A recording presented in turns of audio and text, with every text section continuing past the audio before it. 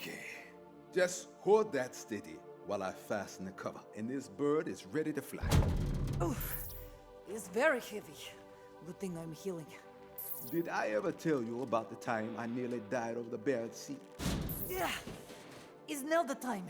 Just bear with me. So there we were, long-haul cargo run to Murmansk, flying through an Arctic storm. Getting to point, please. Suddenly, the right engine loses thrust. Then the left. They're cycling, but there's no power. We're losing altitude, dipping the nose to keep ourselves out of a storm. The Arctic Ocean's starting to get real big in that windshield, and we're trying everything to get those engines firing. Yes, I'm with you. Very good. That's when I realized it was so cold, there was ice forming on the fuel filters, blocking the flow. The engines were starving. And so you fix and save the day, all done. That's when I remembered the APU. Anyone? Ace? Shoulders? That's right, the auxiliary power unit. I fired her up and let her overheat. Could have blown up at any second, but it was warm in the fuel, melted ice.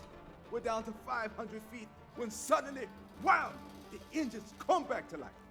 I can smell the APU cooking from the cockpit, but we made it back in one piece.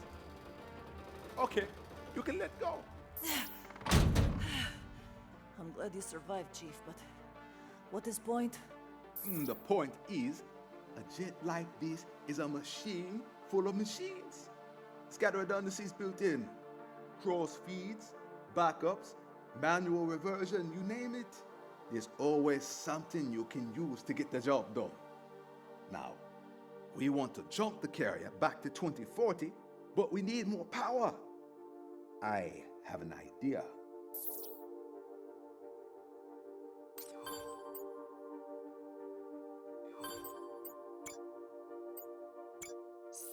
Oh, Chief, what's all this? This is our way to Leviathan. We want to go to 2040. Not enough power. We want to help my sister make Kolozar plan work. Not enough power. As much as I hate to admit he's right, it's like science said. We needed that revolution cylinder. But Durban stole the data, and we couldn't fabricate one here anyway, which meant we were out of luck, unless we use a substitute. The transmission cable linked to the carrier's generator drive shaft. Right. The problem with this little vortexer is not enough torque. It can't spin fast enough to generate the kind of vortex we need. So Chief linked it up to military-grade jet engine shaft. I always knew this bird would get us off the island. What I didn't know was I'd have to turn her into a time machine to do it. Sandy's working on the calculations now. Sandy, is this really going to get us back to 2040? Based on the firmware update we received from Dr. Garrett Sines, we have ample power to travel back to 2040 and confront Leviathan. And hopefully not back to Middle Ages like Beketoa. You mean you don't want to be a goddess during the Inquisition? You tell joke, but where's Lev? I have records of the vortexes that transport Ace to the wargame in 2040. We can follow Leviathan's example. Not comforting. And as for destabilizing Hyzor, we did a little test. Look at this. Baboom! Lozol! Running this thing in reverse really works.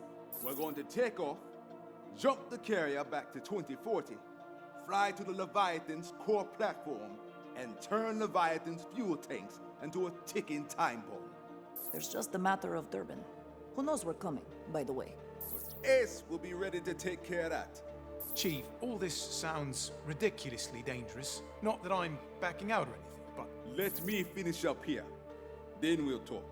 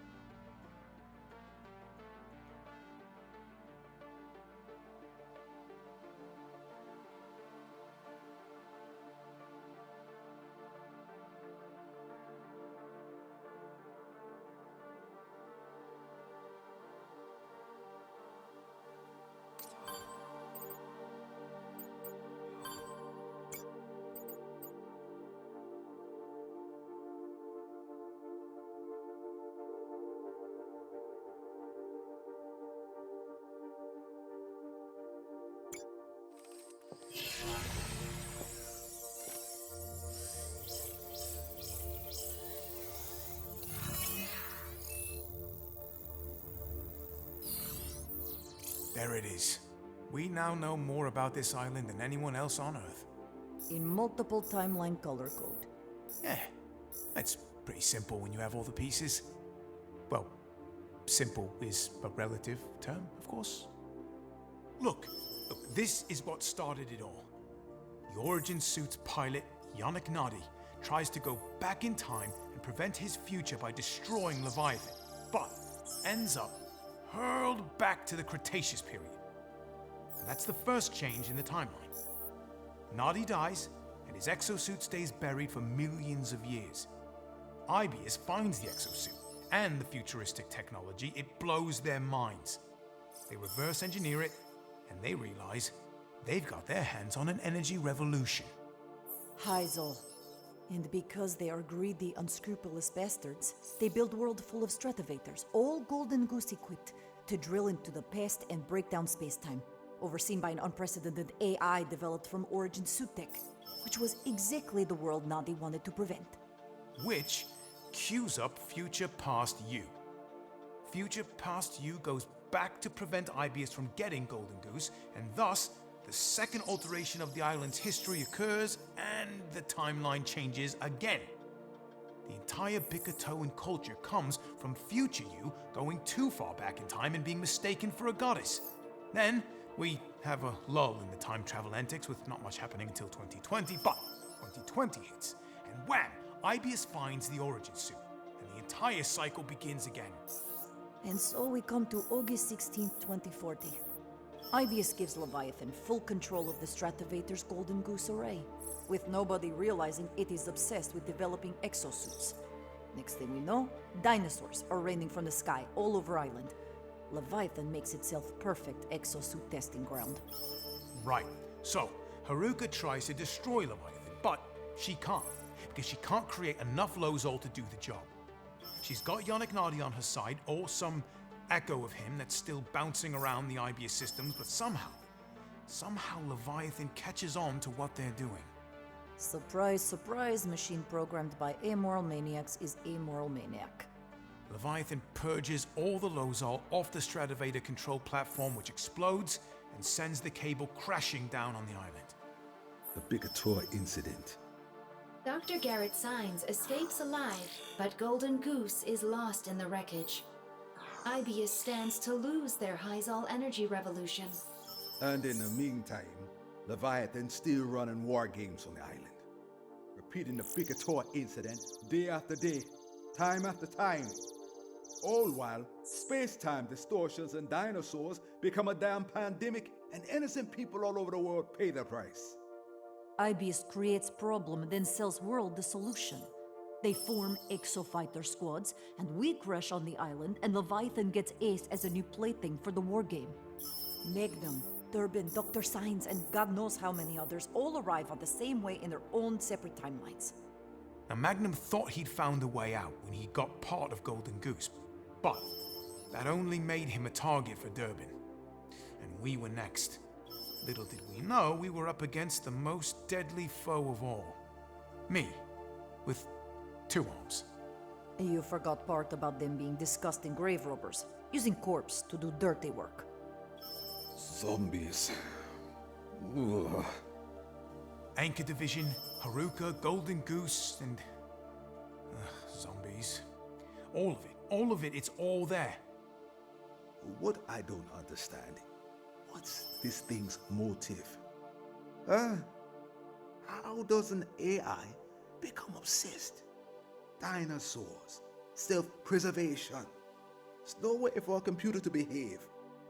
Well, I think we've all seen just how little it takes for a really good AI to develop into something more.